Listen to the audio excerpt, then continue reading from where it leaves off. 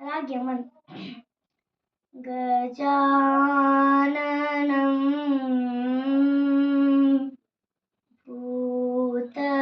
भूतगणादि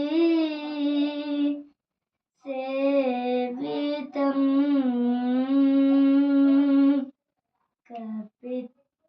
कपित्तजम्बो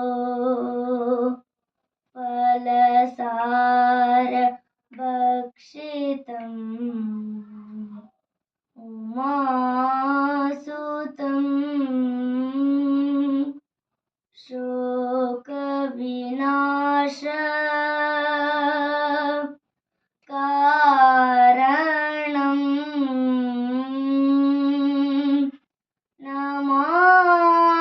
नमामि विघ्नेश्वर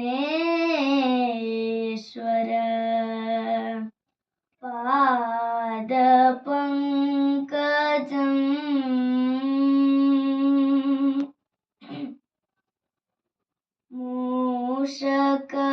मूषकवाहना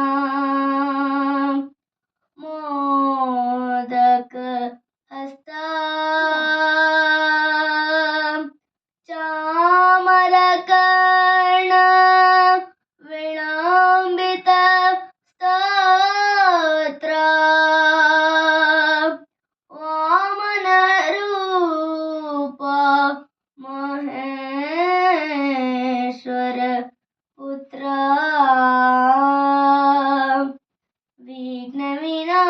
विघ्नविनाशक पाद नमस्ते नमस्ते नमस्ते नमः। शुक्लाम्बरधरं